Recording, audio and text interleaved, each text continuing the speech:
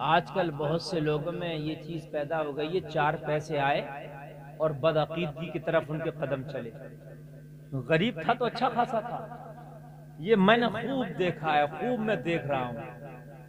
सऊदिया वाले भी पहले सही थे, हाँ, सऊदिया वाले भी पहले सही थे, जब तक ये गरीब थे ये सही थे। अरे मेरी तारीख पढ़ना, 200 साल पहले सऊदी में कोई वहाबी निकाल के दिखा दो मुझे, कोई अहले हदीस निकाल के दिखाओ, लाओ। 200 साल पहले सिर्फ 1923 तक, तो 1923 यानी अभी 99 साल पहले की बात कर रहा हूं मैं। तुर्कियों की हुकूमत थी जो कट्टर सुन्नी थी। हाँ, 100 साल का मुआहिदा हुआ टर्की का जब उससे हुकूमत ली गई है, तो 1923 तक तुर्कियों की हुकूमत थी जो कट्टर सुन्नी थे, कट्टर। तो कैसे सुन्नी थे यार वो भी बताओ। हाय हाय कह दो ना सुभान अल्लाह। हाय हाय, सुन्नी किसे कहते हैं? वो नहीं जिसे सुन्नी का इंजेक्शन लग गया, ना फजर का पता ना ईशा का पता। हाँ, हंसने की बात नहीं। सुन्नी वो है जो नबी से सच्ची मोहब्बत करता है, समझ रहे हैं आप? और जब मोहब्बत करेगा ना तो हराम नहीं खाएगा, झूठ नहीं बोलेगा, शरीयत से दूर नहीं रहेगा, वो है सुन्नी। टर्कियों के हाथ में था पूरा, इसका नाम भी सऊदी अरब नहीं था, इसका नाम हिजाज था। क्या था इसका नाम? हिजाज। आखिरी सुल्तान तुर्कियों का नाम है, लोगो सुल्तान का नाम है शायद अब्दुल हमीद। आखिरी सुल्तान अब्दुल हमीद ने तुर्की से, कहां से, और मदीना तक एक पटरी बिछवाई ट्रेन, और कहा हम मदीना से टर्की के लिए ट्रेन की व्यवस्था करेंगे, ट्रेन की सुविधा करेंगे। कर भी दी। मदीने में एक स्टेशन बना, एक तुर्की में स्टेशन बना। मैं बता रहा हूं तुम्हें सुन्नी किसे कहते हैं, वो सुन लो आप, है ना? वो सुन्नी नहीं है जो खाली अपने आप को सुन्नी कहता है, नमाजों से दूर है, नबी से मोहब्बत। लोगों, नबी से मोहब्बत अगर करोगे तो यार बुराई की तरफ इंशाअल्लाह कदम तुम्हारे जा ही नहीं सकते। अब्दुल हमीद ने जंक्शन एक बन गया मदीना में, एक टर्की में। ओपनिंग थी ट्रेन की। वो इंजन उस वक्त कोयले वाला, आज तो इलेक्ट्रिक चल गया, कोयले के बाद डीजल वाला आया, अब इलेक्ट्रिक चल गया। बोलो है कि नहीं है? सबसे पहले जो इंजन था ट्रेन का कौन सा था? कोयले वाला। प्रदूषण भी बहुत होता था, आवाज भी बहुत होता था, उसमें आवाज भी ज्यादा था, प्रदूषण भी ज्यादा था। अब्दुल हमीद को मदीना बुलाया गया। हाय हाय, क्या करने? फीता जो काटते ना, रस्म होती है एक ओपनिंग के लिए, हमारे। अब वो ओपनिंग, आज तो फीता काट होती है, पहले फीता नहीं काटा जाता था। पहले तो ये था, शुरुआत ये होती थी कि सबसे पहला जो खलीफा है, सुल्तान है, वो दुआ करता था, और दुआ के बाद में फिर वो काम शुरू होता था। दुआ की अब्दुल हमीद ने, या अल्लाह ये मैंने जो काम किया इसे कबूल करना। दुआ हुई। दुआ के बाद में कहा इंजन को स्टार्ट करो।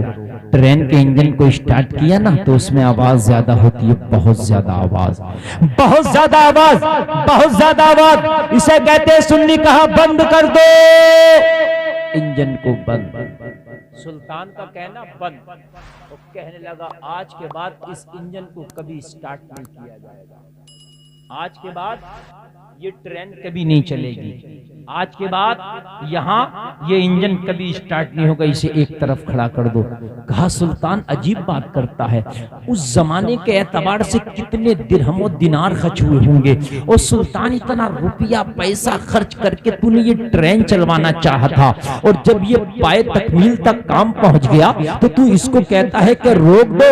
कहने लगा मुझे नहीं पता था इस इंजन में इतनी आवाज होती है, मेरे मुस्तफा के शहर में इतनी आवाज ये मुझे गवारा नहीं है। अरे आशिक तो वो है जो मुस्तफा की आवाज से अपनी आवाजों को भी ऊंचा ना करे। बेशक बेशक, नारे तकबीर, नारे रिसालत, सरकार की आमद, आका की आमद, अजमत मुस्तफा, सुभान अल्लाह, माशाअल्लाह। यहाँ इतनी आवाज नहीं हो सकती, और आवाज नहीं हो इसलिए इस ट्रेन को बंद कर दो। बंद कर दिया गया।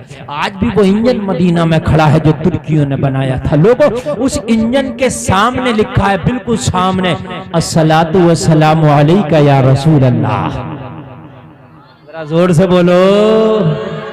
आप YouTube पे, गूगल पे सर्च करके दे सकते हैं, टर्कियों की बनाई वो मदीने वाली ट्रेन। आप देख सकते हैं आज भी वो इंजन है जिसके आगे लिखा अस्सलातु वस्सलामु अलैका या रसूल अल्लाह। सिर्फ इस वजह से अब्दुल हमीद ने उस पर बैन लगा दिया।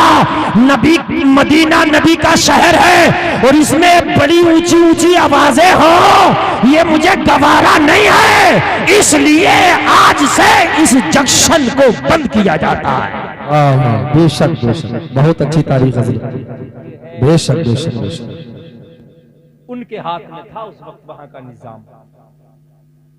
और एक बात और बताऊं, 200 साल पहले मदीना में, मक्का शरीफ में भी जुलूस मोहम्मदी निकलता था।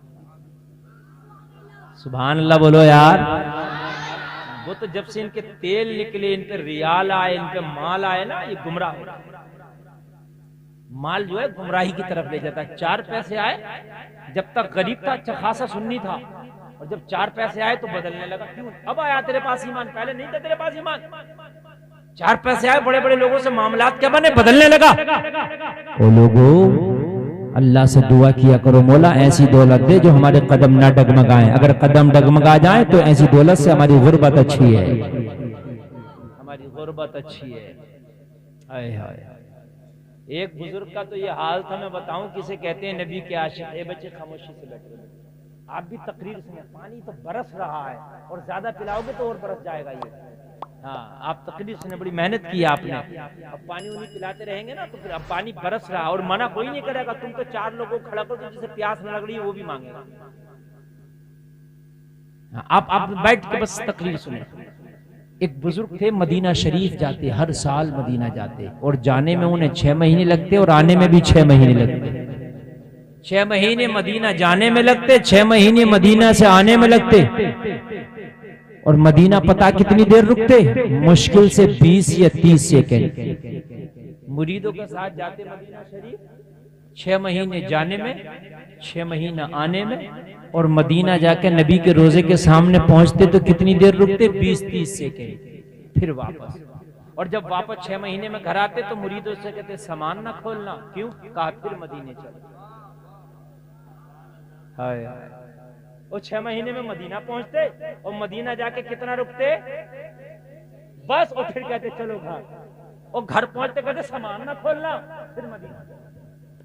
आज का मुरीद होता सीने पे चढ़कर बैठ जाता। वो पीर तूने बेवकूफ समझा, 20-30 सेकंड वहां रुकता नहीं है। पूरे 6 महीने आने में, 6 महीने में जाने में खर्च होते, और फिर कहता फिर चल।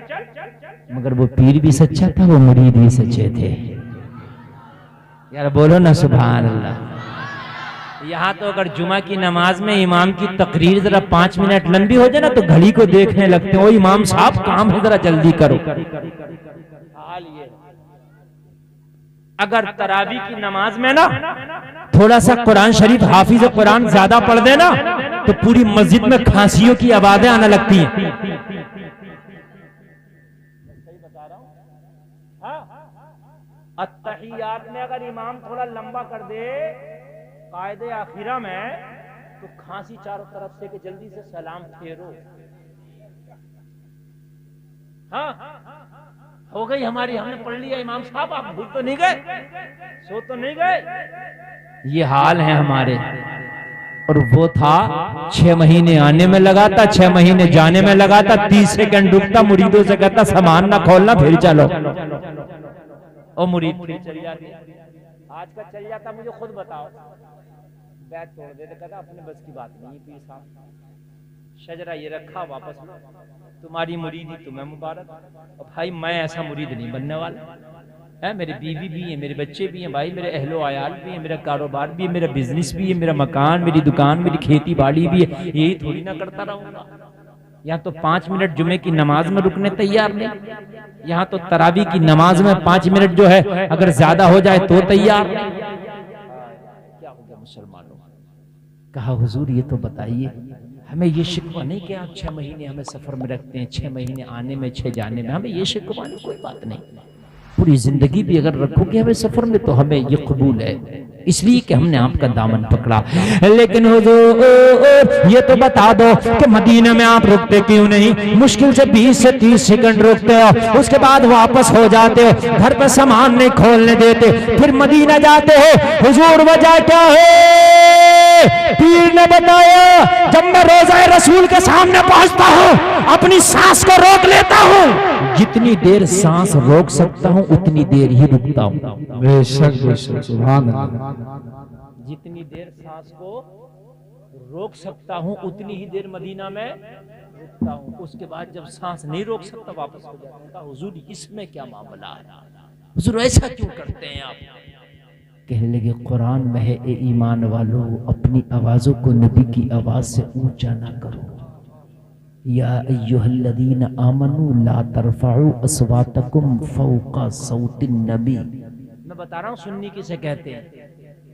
खाली फातिहा पढ़ने से कोई सुन्नी नहीं हो जाता, अजमेर जाने से कोई सुन्नी नहीं हो जाता, और कोई फातिहा ना पढ़ने से कोई वहाबी नहीं हो जाता, अजमेर ना जाने से कोई वहाबी नहीं हो जाता।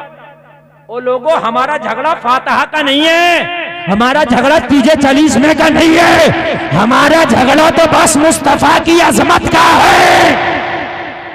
वो कहते हैं नबी के जैसा उम्मती हो सकता है, हम कहते हैं सबसे आला वाला हमारा नबी, सबसे बाला व बाला हमारा नबी, सारे ऊंचों में ऊंचा समझिए जिसे, उस ऊंचे से ऊंचा हमारा नबी, सारे अच्छों में अच्छा समझिए जिसे, उस अच्छे से अच्छा हमारा नबी, जिसके तलवे का धोबा ने आबे हयात है वो जाने मसीहा हमारा नबी, कौन देता है देने को तू चाहिए, देने वाला है सच्चा हमारा नबी, खमजदों को रजा मुझ दीजिए है बेकसों का सहारा हमारा नबी। फर्क ये है।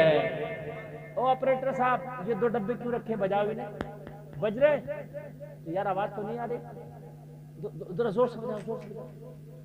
हाँ भाई देखिए, बारिश आई और बारिश रुक गई, अल्लाह भी चाहता है ये जलसा हो।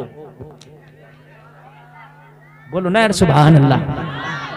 ओ भाई फर्क इतना है, घपला इस बात में, घपला फातिहा का नहीं, तीजे 40 में का नहीं है, मज़ार पे आने जाने का नहीं है। मसला ये है, वो कहते हैं कि नबी की तरह कोई हो सकता है, और हम कहते हैं नबी की तरह जब अल्लाह ने पैदा ही नहीं किया तो हो कैसा सकता? झगड़ा ये है, मसला ये है।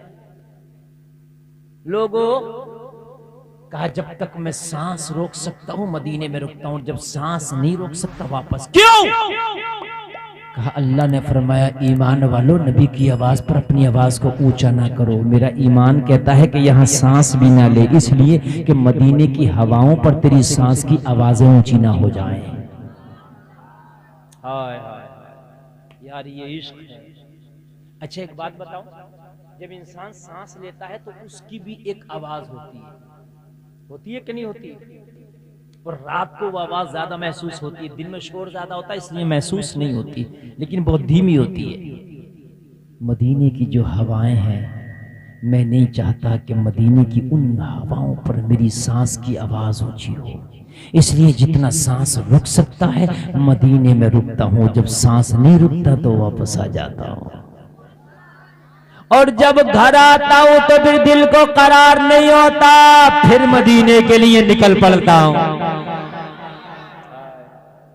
तभी तो आला हजरत बोले, ए इश्क तेरे सदके जलने से छुटे सस्ते, जो आग बुझा देगी वो आग लगाई है। मामला नबी के इश्क पर ही। नमाजें पढ़ना जरूरी है, रोजा हज ज़कात फर्ज हैं, मगर इसके बावजूद भी शफात और जन्नत है नबी के इश्क पर ही।